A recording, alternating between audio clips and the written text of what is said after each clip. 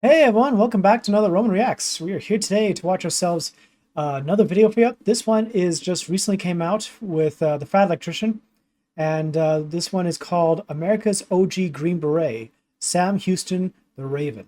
So it looks like it's some deep history lesson here from, I'm guessing it could be from the video image that we're seeing. It could be somewhere between the American Revolution or maybe the War of 1812. They're not quite exactly sure from the just depiction of the image, but yeah, from what I love learning about history. It's learning about all these different heroes, people who worked throughout their lives, or who gave it their all, and or even done something so incredible that it's worthy, noteworthy, and whatnot. So anyway, this is a long one, so you know what that means. We got ourselves a bit of a drink, and we got ourselves a bit of popcorn.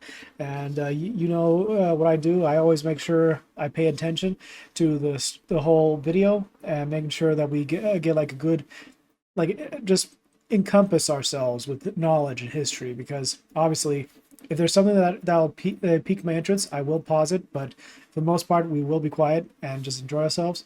But yeah, hope you guys enjoy it. Hope you have a good time. And let's get into it, okay? So here we go. All right, so yeah, the Raven is what it's talking about.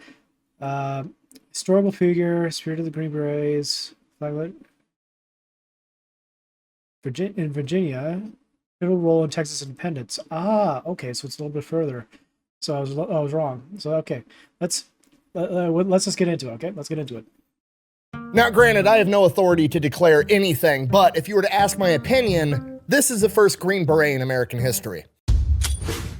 Today we're talking about Sam Houston, known to the Cherokee Nation as the Raven, also the big drunk, known to everybody else throughout different periods of his life as the first president of Texas, the last president of Texas, U.S. Senator, U.S. Congressman, Governor of Tennessee, Governor of Texas, Cherokee Nation delegate, and in my opinion, the very first Green Beret. And I know what you're thinking, the Green Berets weren't even officially founded until 1952, so how on earth is a guy that died in 1863, almost 100 years prior, the first Green Beret when Green Berets didn't even exist yet? Well, somebody had to do the job first before it became an official job, right? And I think that man is Sam Houston. So what is a Green Beret? What is their job? A Green Beret is an American Special Forces unit. Think of like Rambo. That's how the movies portray him. Just the ultimate badass running around with a machine gun. And that part today is true. But the real scope of the Green Berets job, what they specialize in, is going into a foreign nation, training rebel fighters, stoking a rebellion, destabilizing an entire nation for the benefit of the United States. Which is to a T exactly what Sam Houston did to Texas, presumably under the direct authority of Andrew Jackson, the president at the time. And not only did he stir up a rebellion in Texas, he did such a good job that after the fact, they elected him as president. But we're gonna get into all of that after a word from our sponsor. Delete me. Why do you have my trench sweeper? The rabbits figured out how to use the trenches. It's a burrow, sweetheart. Rabbits live. You know what? Fuck it. It's fine. All right, here's the deal. Super simple, straightforward business model. You give them.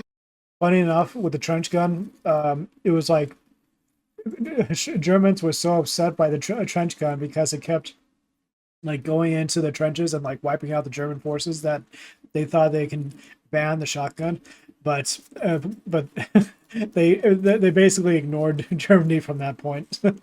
Money. I apologize, everyone. I had a little pause in my video because this little girl decided to hop on into it. So I thought I can calm her down, but yeah, I really want to. I do apologize. So let's just. Is everything still going? I'm just gonna double check. Yeah. No scratchies, no scratchies. I love you, but you are too loving. You are too loving. So, yeah. Anyway, let's just get back into it, and let's have some fun. Simple, straightforward business model. You give them money, they turn around and make sure the data brokers on the internet aren't selling your personal information. What does that even mean? Okay, here's the entire internet and every free service on the planet inside of a nutshell. Okay, there's a saying, if you're not paying for the product, you are the product. What that means is pretty much anything on the internet that you use, that's a service, whether that be Google, Facebook, Instagram, Snapchat, all of it. Okay, it's all an app. So one of two things is happening. They're either going to feed you ads, and that's how that company makes money since their service is free, or they're going to collect your personal information, then turn around and sell it to data brokers on the internet, and then they're going to turn around and sell it to whoever buys it. And next thing you know, you're getting 17,000 robocalls every single day. And that's where Delete Me comes in. They will look through all the major data brokers and find the ones that are selling your personal information and submit opt-out requests on your behalf, and then they are legally obligated to comply. And then they'll continue to monitor these data brokers, and if they get your information again, Delete Me will submit an opt-out request again. Basically, you're paying Delete Me to get rid of all the downsides of all of the free stuff on the internet, which I think is absolutely worth it. If you want to check them out, I'll have a link and a discount code down below. Let's get back to the video.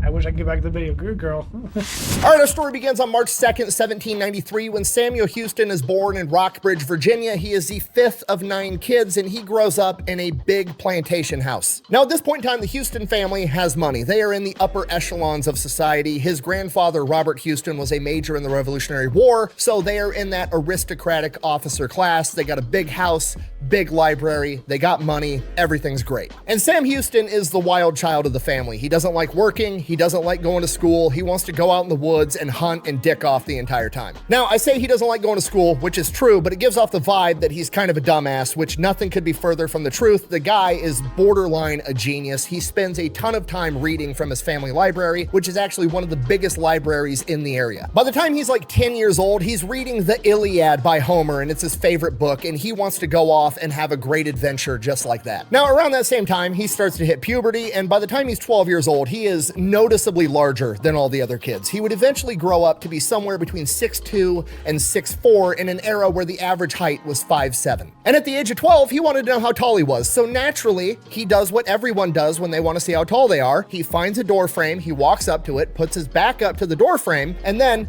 because this is, you know, America right after the Revolutionary War, he decides the best way of marking the doorway is with a gun. So he takes a flintlock pistol and puts it on his head and fires into the door frame to measure how high he is. I'm gonna be honest, that has nothing to do with the rest of the story. I just thought it was fucking hilarious. Anyways, at the age of 13, his father passes away, and his mother, Elizabeth, decides she's gonna move away from Virginia. She's gonna take the kids all the way out to Tennessee, which at this point in time is the wild frontier. So at the age of 53 years old, Elizabeth Houston loads up her 9 kids in a covered wagon and makes the journey to Tennessee. During the journey, or shortly thereafter, his 2 oldest brothers wind up passing away. He is now the 3rd oldest in the family with 2 older brothers. So in a very short time period, at the age of 13, Sam Houston loses his father, his 2 older brothers. He goes from living in a massive plantation house with a huge library to what amounts to a cabin in the woods on the wild frontier in Tennessee, and he is now expected to help out so the whole family can survive, and he absolutely hates it. He doesn't want to work all day. He wants to go read books and dick off in the woods. Not interested in this working stuff. And while living out in Tennessee on what amounts to the wild frontier, he has run-ins with Native Americans, and he absolutely loves their culture. He loves how they dress, he loves how they act, he loves their outlook on life of just, we're gonna go out in the woods, we're just gonna live, survive, do what we want. So by the time he's 16 years old, he runs away from home to live with the Cherokee. After he's been gone for a couple of weeks, the family assumes that he's been kidnapped. Honestly, that's surprising, because normally we think about certain Indian tribes. Some tribes are like more brutal than others. I guess savage would be a correct word, but I was trying to think of something else. But regardless, for having been allowed to into their tribe and being able to live among them, it's quite shocking actually to see. So yeah, I just thought it was that's really interesting, because normally some Indian tribes may have some reservations, I guess you can say, against settlers, but yeah, overall with white settlers actually. So yeah, but overall that sounds it's quite kind of crazy. So kidnapped by the gonna live, survive, do what we want. So by the time he's 16 years old, he runs away from home to live with the Cherokee. After he's been gone for a couple of weeks, the family assumes that he's been kidnapped by the Native Americans, so his 2 older brothers go out there to rescue him. When they find him in a, Cherokee territory, and he's sitting up against a tree reading the Iliad by a river, and his brothers are like, "Hey, we're here to rescue you." And he's like, "I don't need to be rescued."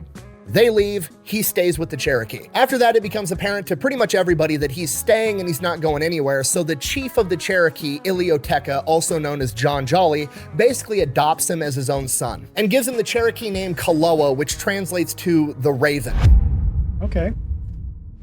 From here, he spends the next 3 years of his life living as a Cherokee, knows how to shoot a bow and arrow, knows how to ride a horse, everything. Then in 1813, he's 19 years old, he's been living with the Cherokee for 3 years, and he hears about the War of 1812 that's going on right now. Young man, grandfather fought off the British in the Revolutionary War. The British are back at war with America again. He interprets it as the Revolutionary War Part 2.0, so he wants to go off and fight for his country just like his grandfather did. The problem, he's 19, and at this point in time, you have to either be 21 years old or have parental consent to join the American military. So he goes back home to his mom Elizabeth to get permission to join the military. Mom does in fact give him permission, but she also says, and I quote, "My son, take this musket and never disgrace it. For remember, I had rather all my sons fill one honorable grave than one of them should turn his back to save his life. Go and remember too that while the door of my cottage is open to brave men, it is eternally shut against cowards." Come back with your shield.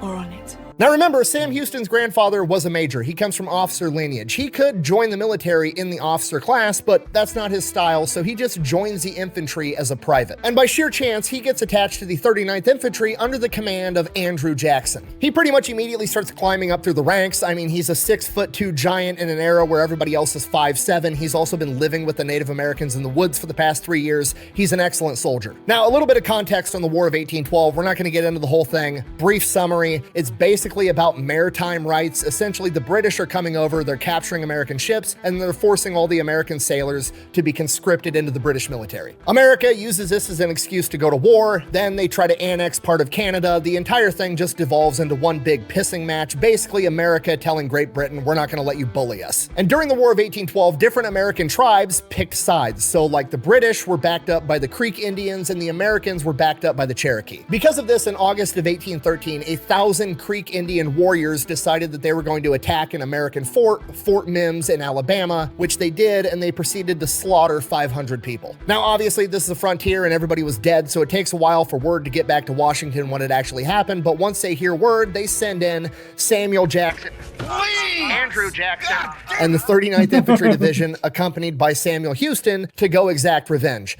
The whole Sam Houston, Andrew Jackson thing is going to mess me up this entire video. Samuel L. Jackson, it'll get you drunk. By the time the 39th Infantry tracks down the Creek Indians, it's March of 1814, and Sam Houston has risen to the rank of lieutenant all on his own. He has achieved officer class through his own merit, not nepotism. So the 39th Infantry tracks down the Creeks, and it is not going to be an easy battle. They are held up in a place called Horseshoe Bend, probably one of the best defensive positions geographically you could possibly have. It's this little like peninsula type thing with a river on 3 sides, and on the one way in, they have a massive barricade made. They're in a fortified fighting position. They have British muskets, British supplies. This is not like you see in the movies where it's just Native Americans playing little teepee on the prairie, dicking off, and the American military rolls in and slaughters everybody. No, these are like 1,000 hardened warriors that know how to conduct warfare. This is going to be a fight and a half. So under the command of Andrew Jackson, the 39th Infantry takes their time. They have to. They've got them cut off. This barricade's in the way, so he sends some men out and around to the other side of the river, kind of occupy that territory so they can't make an escape. He then has Cherokee working with him. He sends his Cherokee in under the cover of night to steal all the Creek's canoes so they can't make a getaway. Just acquired them? Yeah, we acquired them. Once that's all set up, Andrew Jackson orders they start hitting this barricade with artillery. It's not very effective. Eventually, he just has to order a full frontal assault into this fortified barricade. So they rush the barricade. The first guy over the barricade is Lemuel Montgomery, the guy that Montgomery, Alabama is named after. He gets shot and killed immediately. The second guy over the barricade is Sam Houston. It is now 6'2", 225-pound giant Sam Houston with a fucking sword hopping over the wall, fighting Native American warriors, trying to give his men enough time to all also scale the wall. During this fight, he ends up taking an arrow to the thigh, but keeps fighting till the rest of his men are able to scale over this wall. Who threw this thing at me? Shut up, baby. So thanks to Sam Houston, they've broken through the first fortified position. The Creeks have fallen back to their secondary fortified position, and Sam Houston now takes the time to grab another lieutenant and is like, you, come here, yank this arrow out of my thigh. This lieutenant yanks on this arrow, doesn't budge. It's barbed. The Creek Indians used barbed arrows. Lieutenant yanks on it again, doesn't budge. Again, I can't stress this enough. You have to remember Sam Houston is basically a fucking giant, and everybody just watched this dude scale a barricade by himself with a sword and fight off Native Americans, and this poor lieutenant sitting there yanking on this arrow on his thigh. And on the third try, Sam Houston looks down at this guy with a sword still in his hand and says, and I quote, "Try again. If you fail this time, I will smite you to the earth." So presumably this poor lieutenant's shitting his pants. He just puts everything he has into it and yanks this arrow out, but because it's barbed, it slices Sam Houston's thigh open way more, and blood starts gushing out everywhere. So Sam Houston goes back to the aid station, has the field surgeon bandage him up. While he's in the aid station, Andrew Jackson happens to go in there to see the men, recognizes Sam Houston as the fucking giant that scaled the barricade and broke through, congratulates him on like his valor and everything, and then tells him, you know, hey, you've done enough, sit the rest of this battle out. Sam Houston doesn't listen. As the battle progresses throughout the day, he's still in the aid station, and finally he hears that, you know, the Creeks have fallen back to their final line of defense. He needs volunteers for people that are willing to go in there and break through. Without asking permission, Sam Houston grabs his musket for people that are accidentally clicked a button. I was trying not to have the mouse keep shaking, because somehow when it shakes, the screen like opens up.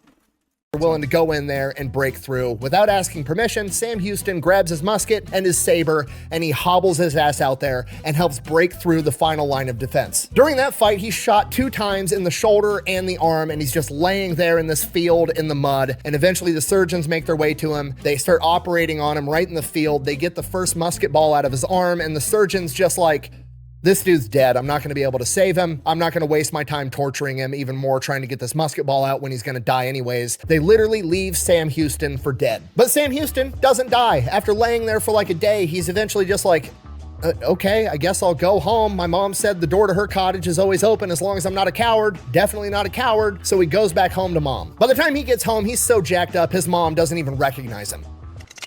Slowly turn. Father.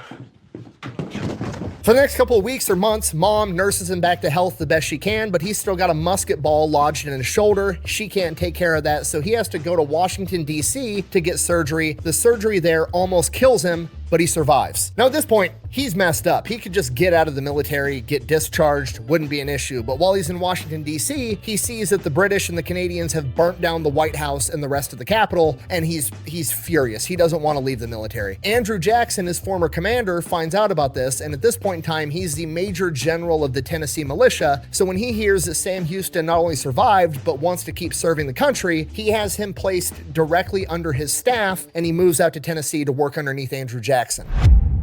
Okay. From here, he basically becomes Andrew Jackson's political protege, and Andrew Jackson kind of becomes a father figure to Sam Houston. Because of that, Sam Houston eventually gets to the point that he wants to get more involved in politics, just like Andrew Jackson, so he resigns his officer commission, and Andrew Jackson arranges for him to go study under a judge to get his law degree. Usually that takes about 2 years. Sam Houston does it in 6 months, runs for public office, wins a small role, resigns, runs for a larger office, wins that, and then Andrew Jackson is running for U.S. Senate, so Sam Houston decides he's going to run for Congress. They run at the same time, they both win, and head off to Washington, D.C. together. While serving as a congressman, he has a meeting with Marquis de Lafayette. If you don't know, this is like the main guy from France that brought the French over to aid the Americans in the American Revolution. Like literally, without this one guy, America might have never won the Revolutionary War. Super important dude. And he tells the young Sam Houston, look, you can't let this experiment of democracy fail. All of Europe is looking at you guys right now, hoping that democracy fails, because if you guys prove right, if you prove this is possible, you're going to show the world that they don't need kings, they don't need monarchs, they don't need royalty, and that common men can lead themselves. They all want you to fail. You cannot let this fail. And the young Sam Houston takes that to heart, and it's going to be really important later on. That's called foreshadowing. Sam Houston then serves his term as a congressman and then heads back to Tennessee to run as governor and wins that as well. Sam Houston is now one of the most important people in the country. Everybody already knows Andrew Jackson is going to be president one day. Everybody's looking at Sam Houston like he's Andrew Jackson's protege. He's going to be president one day too. He's a young guy. He's tall. He's good looking. He's a veteran. He's got everything going for him. So the next thing to do on the political checklist is to get a wife from some wealthy, noble, well-to-do family, which is exactly what he does. He goes out and marries this rich girl from Nashville, Tennessee, and their marriage only lasts for about 11 weeks before they wind up getting divorced. At the time, this was a humongous political scandal. This, up-and-coming politician, the governor of Tennessee, gets married and then gets divorced 11 weeks later. Like, this is a huge deal. It's got everybody talking. Now, we don't know exactly why they got the divorce, but the best guess that I was able to find was Sam Houston had accused her of cheating on him publicly, which was a huge no-no, and then he got proven wrong. She didn't cheat on him, which was an even bigger no-no. He disgraced and dishonored his wife and her family, which was a wealthy, powerful family in Tennessee. He is basically forced to resign in disgrace from the governor of Tennessee. This is an enormous taboo at the time. Like, that's it. He's done. He's nuked his entire political career, has no idea what to do with his life. So he's like in the depths of depression, has no idea what's going on. And he's like, fuck it, I'm just going to move back into Indian territory. And at this point in time, the Cherokees that he had been living with had been relocated to Oklahoma. So he just sets off to Oklahoma. So that's it. He just disappears in disgrace. He boards a riverboat headed out towards Oklahoma. While he's on this riverboat, he's really considering throwing himself overboard. And he finally convinces himself that's what he's going to do. And he's standing there at the guardrail of this riverboat, and he's about to just throw himself in the river and be done with it. And then all of a sudden he sees an eagle screech and fly overhead, and then the eagle flies west. And because he grew up with the Cherokee, he interprets this as an omen that he has a bigger purpose in life and he's headed the right direction. So he decides to not throw himself over that guardrail, makes it all the way back to Oklahoma, and meets back up with his original foster father, John Jolly. Okay. From here, he's just out there living with the Cherokee, becomes a pretty brutal alcoholic. He's drunk 24/7. When he's not drunk, he opens up a trading post, starts running back and forth between Fort Gibson and the Cherokee Nation, delivering supplies. That's how he makes his money. He's drinking so much that the guy in charge of Fort Gibson accuses him of buying booze to sell to the Native Americans, when in reality, he's just drinking it all himself. And this is the point in time when the Cherokee go from referring to him as Raven to the Big Drunk. Despite that, he still did manage to do some good. He understood politics. He knew how politics worked at this point in time. And there was a bunch of like government contracts being given out to, companies that were supposed to go help the Native Americans do things. And a lot of these companies would just take the money and not actually render the service to the Native Americans. There was also illegal smuggling going on, all kinds of stuff. So Sam Houston went and rooted out a lot of that corruption. And this goes on for years. And then like 3-4 years later, the Cherokee Nation, for some reason, has to send a delegate to Washington, D.C. to represent them. And despite his alcoholism, he's still the best man for the job. He has political experience. He knows both cultures. He speaks both languages. So they elect him as their delegate and send him to Washington, D.C. And when Sam Houston shows up in Washington, D.C., he shows up dressed in a Cherokee outfit, speaking Cherokee. Topper Harley? Once, perhaps. Now I am called Tuca Chinchilla. What does it mean? Fluffy bunny feet. And you gotta understand, the people at the time, this is fucking crazy. This was like the hotshot political up-and-comer that just disappeared 3 or 4 years ago, and now he shows back up dressed like a Native American, speaking Native American tongue. It's wild. Imagine if, I don't know, J.D. Vance or Gavin Newsom, like some young up-and-comer that people think is gonna be president one day. Imagine he got a divorce from his wife and then just disappeared for years and then showed back up as a representative for a foreign nation dressed like them and speaking their language. It would be fucking crazy. Then you combine that with the fact that Andrew Jackson is president at the time. So not only was it some young political up-and-comer, but it was the protege of the now sitting president. So everybody's kind of looking at Andrew Jackson like, hey, have you seen your boy? Like what's going on here? Nobody knows if Andrew Jackson's mad, if he's going to disown him, give him the cold shoulder. Nobody knows what's going to happen. They finally run into each other at a party in Washington, D.C. Andrew Jackson walks right up to him, gives him a humongous hug, sending the message to everybody, this is still my homie. Son of a bitch.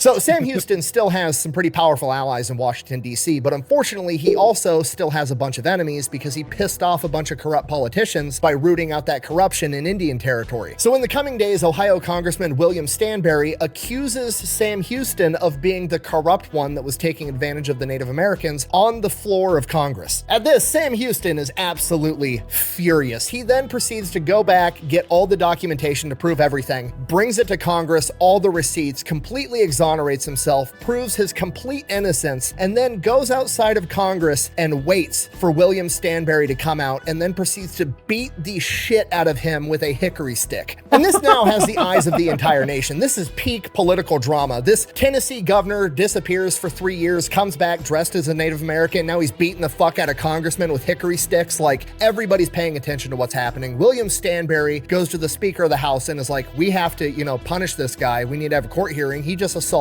a congressman, which obviously they do have to do that. So they set it up. Luckily for Sam Houston, he's still homies with the president. So the president hooks him up, buys him a nice fancy suit so he looks good for his hearing, gets him set up with somebody to organize his defense, a guy by the name of Francis Scott Key, like the guy that wrote the Star Spangled Banner, Francis Scott Key. Yeah, that guy. And again, this is all over the newspapers. The entire country is watching this thing unfold. So when the day comes for the hearing, it's going to be a packed house. Like, it's going to be a sold out venue. Everybody's going to be there watching to see what happens. And the day before the hearing, Sam Houston, who's still a violent alcoholic at the time, decides, you know what? I'm gonna get fucking shit-faced. Proceeds to go and get super drunk the day before arguably the biggest day in his life, like literally determining his freedom. And he goes out, he gets drunk, goes back home to his hotel, gets the guy working at the hotel, gives him a wad of cash and a pistol. And he's like, okay, here's what I need you to do. I need you to bring me a cup of coffee in the morning. If the coffee works, use the money to hire me a barber, get me cleaned up, make sure I get to Congress on time. If the coffee doesn't work, just fucking shoot me in the head because it's all over. Next morning rolls around. Apparently the coffee worked because Sam Houston shows up to Congress looking pretty good in his fancy new suit. Unfortunately, his representative, Francis Scott Key, also decided that he liked drinking and went out and got Star Spangled hammered the night before, and he's now too hungover to represent Sam Houston. So Sam Houston has to represent himself. You may present your client's case. You're fired. He goes up there, presumably hungover, delivers a speech that apparently is just awesome because the packed floor of Congress gives him a standing ovation. Everybody absolutely loves it. Despite that, he's still found guilty because regardless of how charismatic he is or what he said, he did still in fact beat the shit out of a congressman with a hickory stick, so he is found guilty. He shows up to sentencing the next day, and the Speaker of the House, he's standing there waiting to find out if he's going to prison for the rest of his life or not, and the Speaker of the House is just like annoyed, and he's like, I've been ordered by Congress to admonish you and deliver your sentencing. So, consider yourself admonished. You're free to go. Like literally just the energy of dad getting called into the office, being informed that his son was fighting, and then he's like, what was he fighting about? Oh, he was getting picked on, and then he beat up his bully. Like, oh, cool. Yeah, I'm taking your ass to fucking Disneyland. That was awesome. Let's go. That's pretty much what just happened. Wow. From here, Sam Houston has just re-entered the political spotlight in spectacular fashion. I mean, dude came out of nowhere, beat up a corrupt politician who wouldn't want to do that, and then gets away with it scot-free. Like, he has just re-won the heart of the entire nation. Everybody now loves this guy. So now Sam Houston is no longer just Andrew Jackson's homie that's a little bit weird wearing Native American clothing. He's loved by the entire nation. He's got some political capital behind him, and Andrew Jackson presumably concocts a plan. Now, important context, Andrew Jackson really, really wants the Texas territory to be part of the United States of America. He thinks it's going to be the most important, most profitable, biggest, most powerful state in the entire union if he can get them to join the United States. By this point in time, there's already a ton of American and European settlers that are moving to Texas and buying land because it's so incredibly cheap there because nobody lives there and it's so damn big. Andrew Jackson's been trying to buy the Texas territory from the Mexican government for a while now, but the government keeps changing so much that he can't get any traction on the negotiation. There's already some disputed territory between the two, and now he has a 6-foot tall, 250-pound giant that's got military experience and an outrageous amount of charisma, and in the back of his head, presumably, he's like, I could send this guy in there to start a revolution and then take it over. Whose car are we gonna take? I want to be clear when I say this. I want to be 100% intellectually honest. We have no written evidence that Andrew Jackson sent Sam Houston into Texas to start a revolution. However, most of the Texas Revolution historians that specialize in this all agree, like, yeah, Sam Houston didn't just accidentally wake up one day in the political spotlight and be like, you know what would be a good idea? To move out into the desert of Texas for no fucking reason. Then when you combine that with the fact that Andrew Jackson then proceeds to make Sam Houston his emissary to the Comanche, Apache, and Cherokee Indians in the Texas territory, and then gave him a bunch of money and financial backing and sent him there, it just kind of makes sense. And this is why I would argue that Sam Houston is the first Green Beret. He is essentially, presumably, under presidential orders to go into a foreign nation, destabilize it, and acquire it for America. Now, to be fair, it's already pretty unstable. It's not densely populated. There's a ton of civil wars going on in Mexico all the time, and Texas is kind of like an out backwater for Mexico. Like, there's not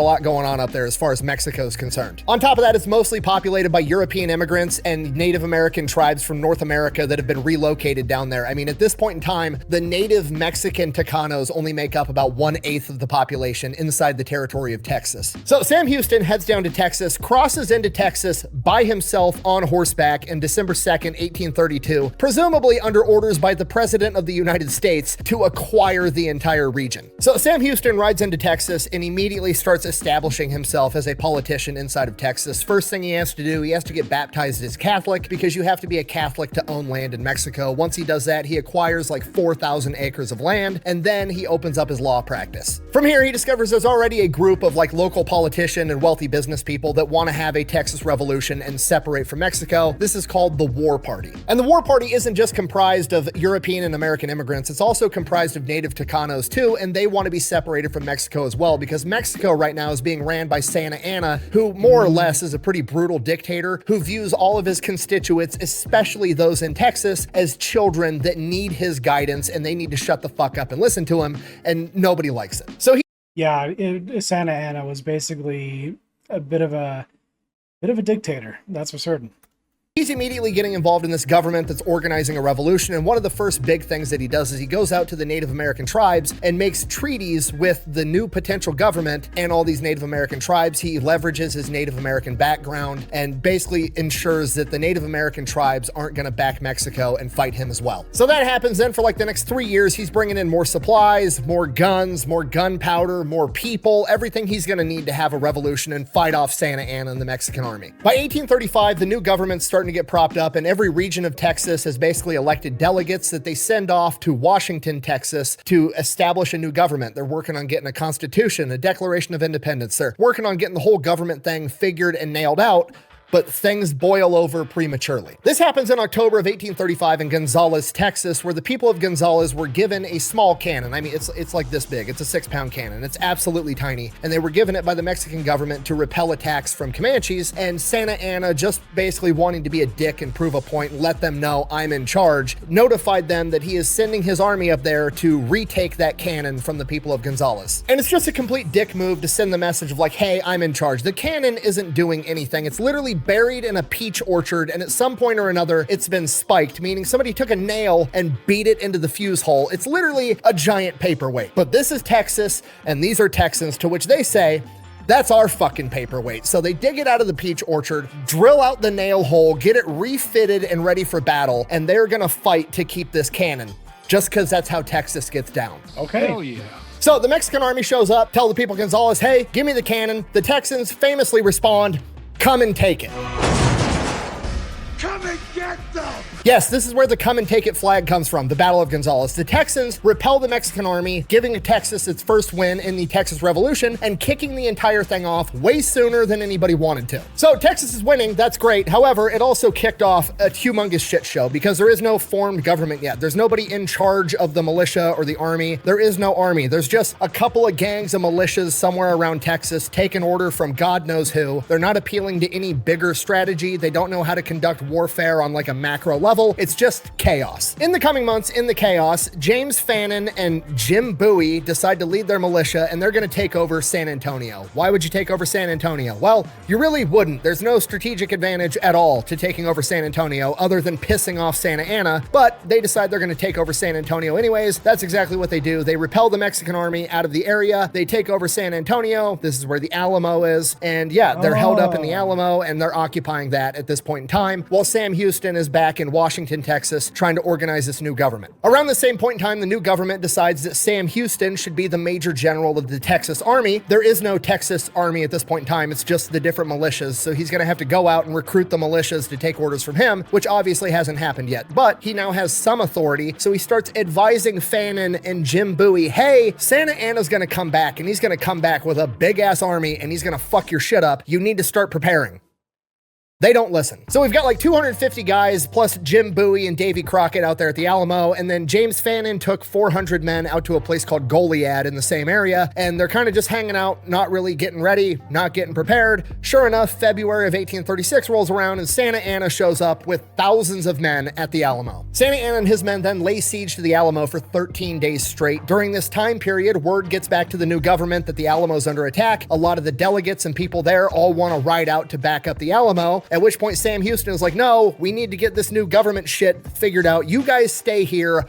I'll go handle it. Sam Houston takes off to Gonzales, Texas, where there's 400 men waiting to serve underneath him. By the time he gets there, right around the same time, he gets word that the Alamo has fallen and everyone's been killed. All the men are ready. They want to go fight. They want to go get revenge, but Sam Houston has a plan. He orders everyone to retreat to the east away from the Alamo. He then sends an order to James Fannin in charge of the other 400 guys at Goliad, tells him to do the same thing. Retreat eastward, we'll regroup, we'll fight together. James Fannin doesn't listen, gets surrounded, and is forced to surrender. Once they've surrendered and are now prisoners of war, Santa Anna has all of them executed. So that's it. Sam Houston and his 400 guys are the only army left in Texas to be able to fight back against Santa Anna, and he is not interested in fighting him right now. He's headed the other direction, east. And nobody knows why. The men are getting pissed off. They want to turn around and go fight, but it's going to be a disaster because he has thousands of men versus 400. The new Texas government wants him to turn around and fight. He keeps denying the order. He's like, no, I'm keeping my own counsel. We're heading east. Just trust me. He's got some plan, but nobody knows what it is. And he's driving his men hard. They're covering like 25, 30 miles a day. They cross the Guadalupe River. Then they cross the Colorado River. And then the new Texas government sends out a delegate, David Burnett, and he basically has the orders to tell Sam Houston, turn around and fight Santa Anna, or I'm going to take control of this army and I'm going to go do it. To which Sam Houston is like, just come here. Let's go have a meeting in my tent and talk about some stuff. Burnett goes in the tent. They have a conversation. All the men are outside like, what the fuck are they talking about in there? Oh, Burnett's going to be in charge. We're going to go fight Santa Anna. Burnett and Sam Houston come back out. Burnett is now 100% on the same page as Sam Houston. They're going to continue heading east. Everybody is like, what the fuck is going on? The men legitimately are concerned that Sam Houston has put Burnett under some type of Cherokee spell. In reality, Sam Houston has just revealed to Burnett his plan. You see, the United States of America and Mexico don't really agree on where Texas is. There's a disputed territory, a no man's land, so to speak, between the Natchez and the Sabine River. That area, America's claiming they own all the way up to the Natchez, and Mexico's claiming they own all the way up to the Sabine. So this area in the middle is disputed territory. And Sam Houston knows that Andrew Jackson has sent the American army under the command of General Gaines all the way up to the Sabine River, and the American army is sitting on the Sabine River waiting for Sam Houston to show up. And if he can bait Santa Anna past the Natchez River into that no man's land, the American army is going to have just enough leeway to be able to go in there and back him up without it being an act of war, because they get to argue, I didn't invade Mexico, that's our territory, it's disputed land. Okay, if you're not picking up what I put down, this is an antique clandestine operation, and Sam Houston is the world's first Green Beret. Okay, that's exactly what's happening right now. The next day, Sam Houston gets 2 letters. One of them is from Santa Anna, where Santa Anna basically says, I'm coming to get your ass, as his army is chasing Sam Houston. His exact words were, I'm coming to smoke you out, which is a huge mistake, telling Sam Houston exactly what you're doing, especially when that's secretly what he wants you to do. The other letter is from General Gaines saying, the American army is right on the Sabine River. We're ready. Everything's going perfect. Everything, down to the last minute details. Then everything changes. Houston hears back from his scouts that Santa Anna has split his army. Santa Anna himself has taken a small contingency, like 900 men, and he is chasing down Sam Houston to eradicate the last army in Texas, and he's sent the rest of his military to head out to where the new government's at, and he's going to capture them and shut down this entire rebellion right in one fell sweep. Now, that's a pretty good plan, but it also gives Sam Houston a chance to capture Santa Anna, and if he captures the dictator, he's captured their government, so he wins by default anyways. This is literally two kings on the chessboard duking it out. And he figures all this out when they're crossing a place near the San Jacinto River called Buffalo Bend, which is eerily similar, almost identical to Horseshoe Bend that he fought the battle in under Andrew Jackson, except now the roles are going to be reversed. He's going to have this supreme defensive position. It's surrounded by river on three sides, and the only way in is across a wooden bridge. Sam Houston brings his 400 men in there and positions them in a fashion that when Santa Anna goes to line up against him, his army is going to have an uncrossable marsh behind them, a river behind that, and the only way out is this wooden bridge. So he's got a plan. He's going to trap Santa Anna. The only problem now is it's 400 men with Sam Houston versus Santa Anna with 900. Not looking like great odds. Now, I can't prove that this happened, but I'm going to go out on a limb and say that Sam Houston wrote a letter to General Gaines over on the Sabine River and is like, hey, we're not going to make it. Why do I think he wrote this letter? Well, because coincidentally, while he's in Buffalo Bend, like 500 American volunteers that all had recent military experience all show up carrying US issued rifles and several cannons. What are the odds of that? Okay, I know what you're thinking. That's crazy. The American military can't go invading a foreign nation. That would be an act of war. You're absolutely correct. And I'm positive there's absolutely no way that General Gaines told his guys what was going on and then proceeded to look the other way while 500 dudes dressed out of their uniforms into civilian clothing and then marched their asses into Mexico to back up Sam Houston. I'm positive that didn't happen.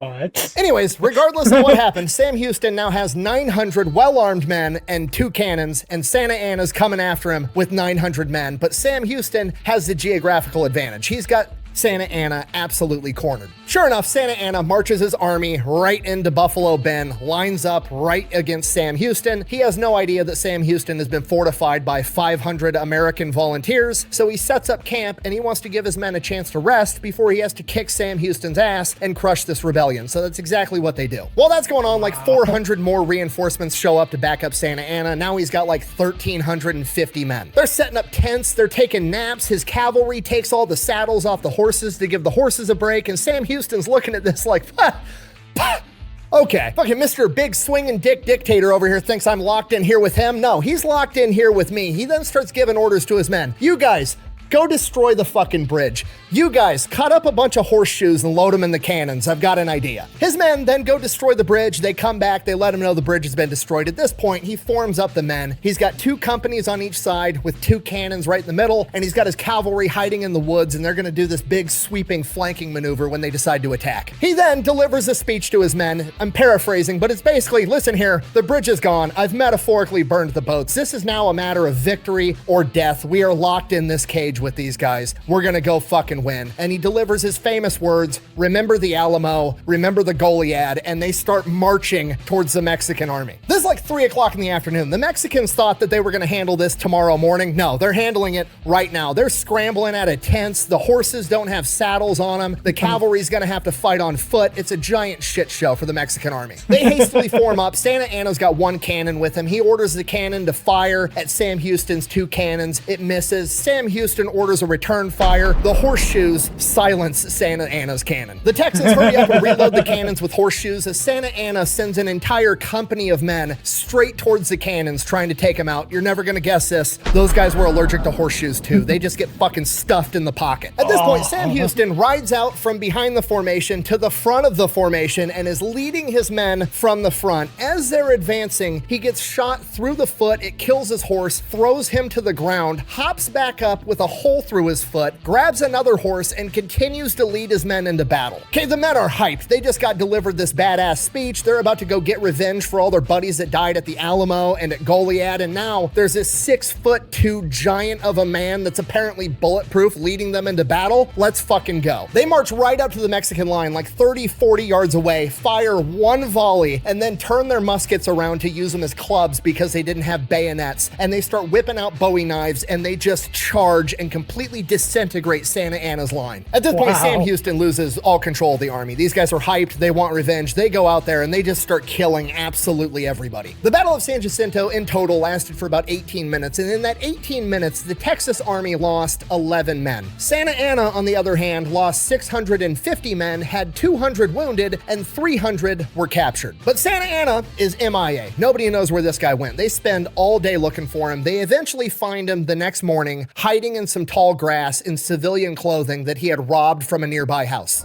Got your ass. The men take him prisoner. They bring him to Sam Houston. All the men want to kill him. They want to kill him right now. He killed a bunch of dudes at the Alamo, killed a bunch of guys at Goliad. They want to kill him. Sam Houston, on the other hand, thinking about the big picture, keeping a cool head, is like, no, we're not going to kill him. And he tells his men he still might be of some use to us alive. If we kill him, he's just another dead Mexican, he says, gesturing to the field of dead soldiers behind him. Sam Houston then has his men take Santa Anna prisoner all the way to the new government of Texas, where they sit him down and basically force him to sign the Treaty of Velasco, which recognizes Texas as its own sovereign nation in exchange for Santa Anna's freedom. So Santa Anna gets released. Texas is now recognized as its own sovereign nation. Understandably so, a lot of Texans are still mad that they didn't kill Santa Anna because he killed so many Texans, but Sam Houston would later joke, by releasing Santa Anna back to Mexico, we're keeping Texas safe because Mexico's going to be in turmoil the entire time that idiot's in charge. Now, cutting back to Sam Houston, right after he sends Santa Anna off, he's done it. He did what he came to Texas to do. He's created a new sovereign nation. He knows that he's going to go off, sign that treaty, recognize Texas as a sovereign nation. He's done it. So he's just sitting up against a tree with a bullet wound in his foot. He's reading a book, chilling, resting, having a good time. And then a woman by the name of Peggy McCormick, the lady that owns the land that the Battle of San Jacinto was fought on, comes up to Sam Houston and just starts chewing his ass about all the dead Mexicans that are on her lawn. And Sam Houston is like, ma'am, a famous battle was just fought here. Like, we won. Texas is its own nation now. And she's like, I don't give a shit. Get all the dead bodies off my grass. And I just thought that part was funny. They never ended up doing it. As far as I know, the dead bodies just sat there and rotted away into nothing, which, you know, not right, but that's what happened. So now Texas is its own republic. Most of the people in Texas and in the government just want to join the United States of America. So they go to the United States, they ask permission. The United States government basically says no, because at this point in time, we're kind of building up towards a civil war. There's an even number of slave states and non-slave states. And if Texas joins, it's going to sway that one way or the other and fuck up all of the American government. So they're just like, no, you can't join the United States of America. So they have to become their own country. And that means they're going to have a president. So they have a presidential election, and wouldn't you know it, Sam Houston wins in a fucking landslide. Who saw that coming?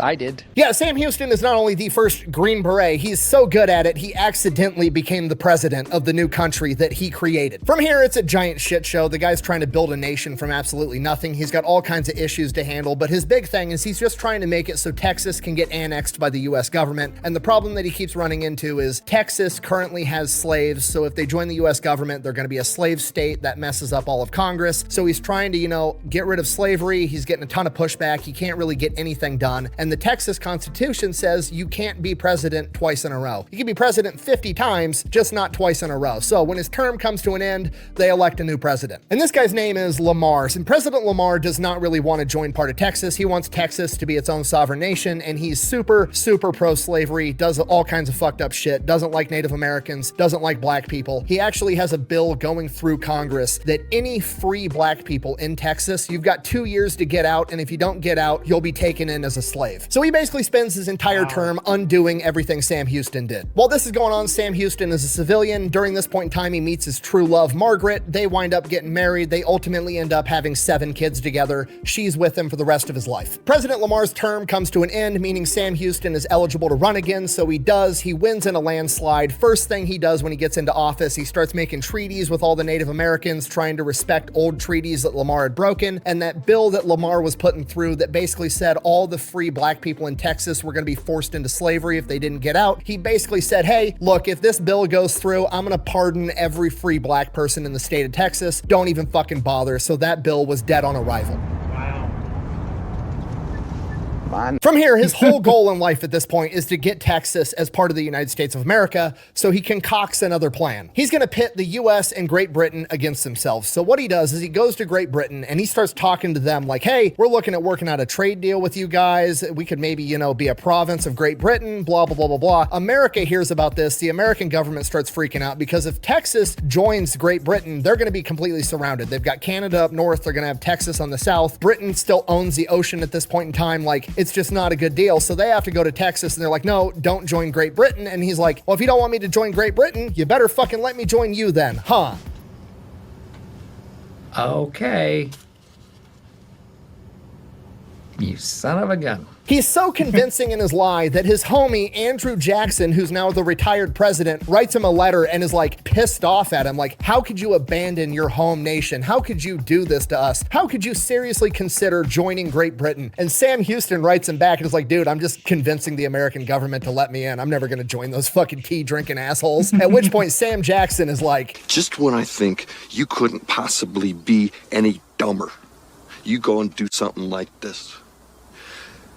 And totally redeem yourself.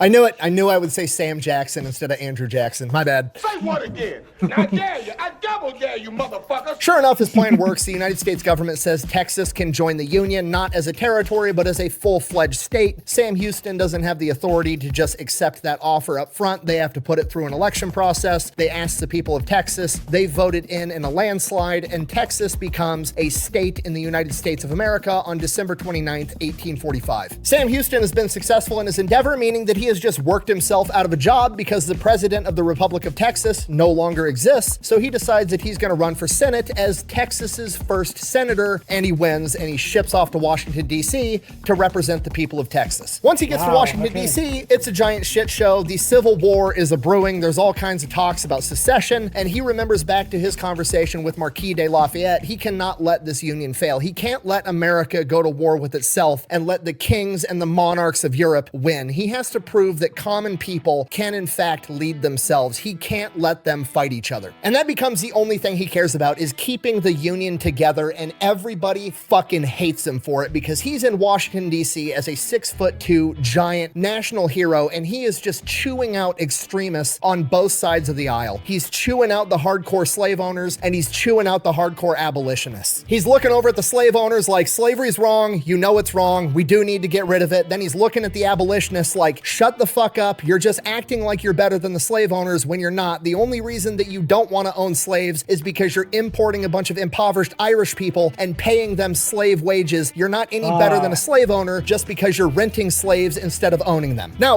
and that's true because the Irish slave trade was really something else, especially I think it was during the Irish potato famine that was occurring.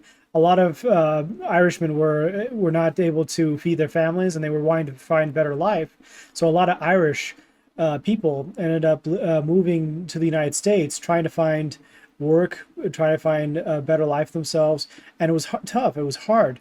And it just, what's worse is that like both the Confederacy and the Union ended up having the Irish on both sides. And basically the Irish I think there was a couple brigades or battalions that had Irish only, and they were basically pitted against each other, like brothers killing brothers. And it was just a mess.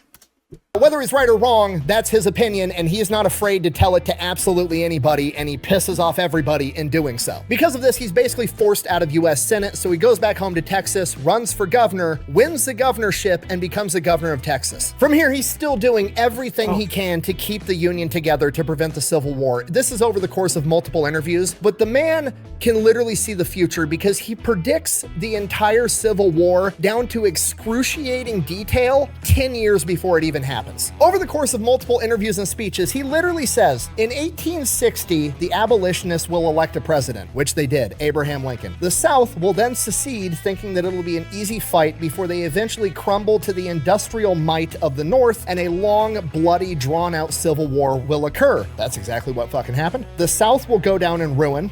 Check. And the North will think they've won a great victory, but will ultimately reap a harvest of assassination. Mr. President, be quiet. John, calm down. Listen to the woman, John. Calm down. Just calm down.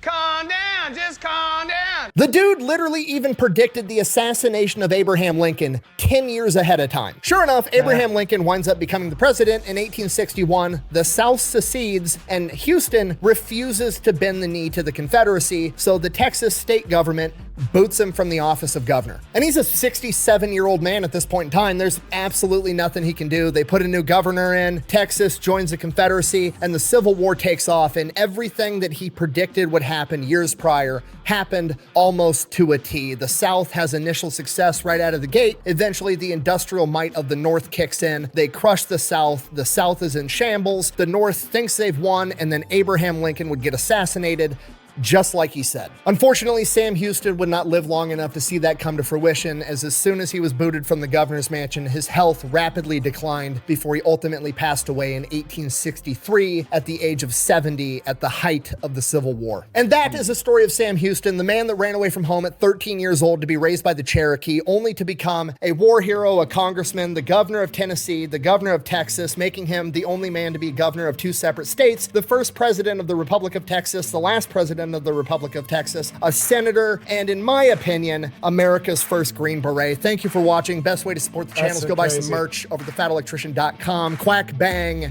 out. That's just impressive. I feel like they should have told me at least some of this when I was at Fort Sam Houston going to school to be a medic. It's still impressive. My gosh. The way that Sam went through so much during that whole entire time, and he basically lost his dad, he lost his older brothers, he was basically wanting to be a reader, right, and things like that. Left to be with the Cherokee adopt him, and then he learns their ways, he learns their stuff, and just, my gosh, the amount of stuff that he's went through, especially with meeting with not Samuel Jackson, no. President Jackson, Andrew Jackson. So basically Andrew Jackson, and he was able to really work something out, and eventually goes to Texas, fights Santa Anna, which is, this is the first United States in this undisputed territory. They basically got them in there in position, and they managed to wipe the floor with Santa Anna's army, and then the very next day they just captured him. And that's nuts. You capture a dictator, you force him to the table, and you force him to say, fine, you are a sovereign state, now let me go. And it was so sad that he fought to not be a slave state, and try to keep, I'm surprised even Lafayette was still able to share his words of wisdom to show that we need unity, we need people to come together, and we need to keep America alive. And the Civil War nearly broke America, and it was just, he saw all this, he understood what was going to happen, and predicted it, and just, my gosh, that's an incredible life. It's just insane to hear about, but it's absolutely amazing. So yeah, that's Sam Houston, guys. That is an incredible story about Texas's first and last governor, and Texas is basically their homeboy, their war hero. so yeah, this was just an awesome story, an American story, I guess you can say. American and Texas, I guess you can say. But yeah. Anyway, that is it for me, guys. Hope you enjoyed. Hope you had a wonderful time. Sorry if I had like a few pauses and some interruptions with this cat of mine. Well, not my cat, friend. It was just a friend's cat. But yeah, this was an incredible story to listen to. And yeah, I hope you guys enjoyed. Hope you had a great time. I'll leave a link in the description down below. You can check out Fat Electrician over here. You can check out our random video, including the subscribe button. Let's continue to grow. We broke 3K recently, so let's just keep on surging forward, keep on growing the channel, and let's have some fun, okay? So as always, thanks for watching, and Romans, salute. If you like Romans content and wish to see more, like and subscribe to continue to support the channel.